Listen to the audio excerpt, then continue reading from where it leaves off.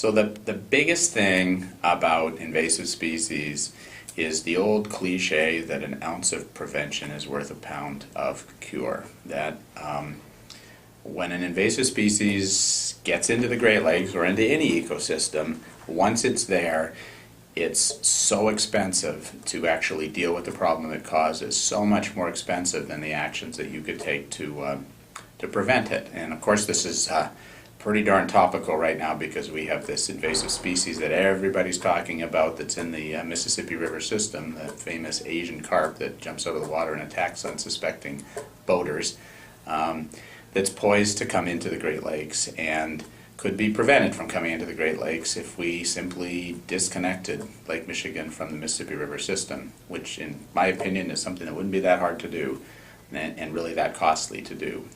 So invasive species is all about prevention.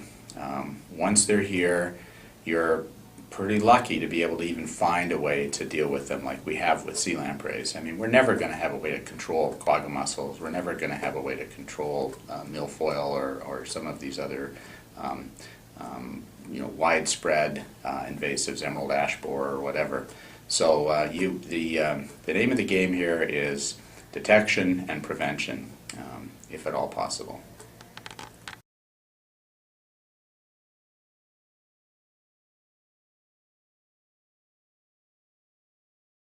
So quagga mussels are the zebra mussel's evil brother.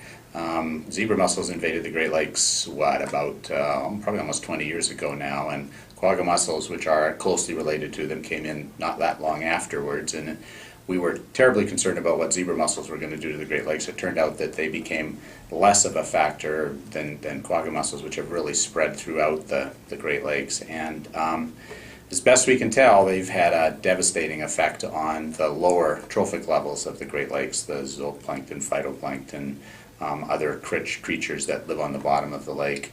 And unfortunately, they're so tiny that they really have not much use to us as food, so they don't provide an alternative source of food for us, and they consume huge amounts of algae, which has basically competing with other small organisms that are feeding on those algae, and they're here to stay.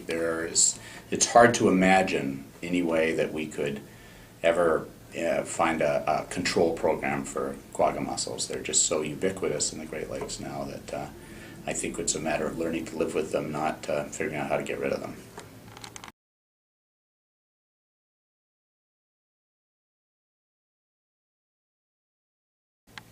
Okay, so sea lampreys, they are what I would think of as the granddaddy of invasive species in the Great Lakes. They were kind of the first of the invasive species to arrive here and have a huge impact on the ecosystem. They've been here in the upper Great Lakes for about 70 years now, and we have been spending millions of dollars every year trying to keep sea lamprey numbers under control for about 50 years now. They're like a giant leech. So imagine one of those little leeches that you may have gotten on your legs in a pond someday when you were a kid playing in a pond.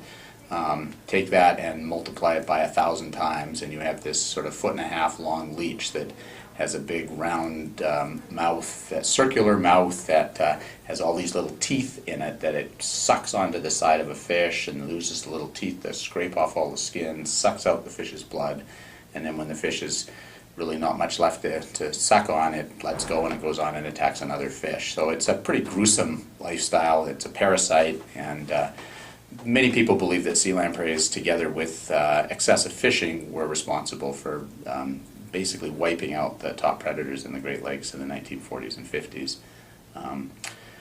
So they're a nasty critter. Right now, we spend about $15 million a year, Canada and the United States, to keep sea lamprey numbers low enough that we can have predatory fish in the Great Lakes. But if we were ever to stop that, everybody, including myself, thinks that they would just come back and be the nightmare that they were back in the 1950s and 60s.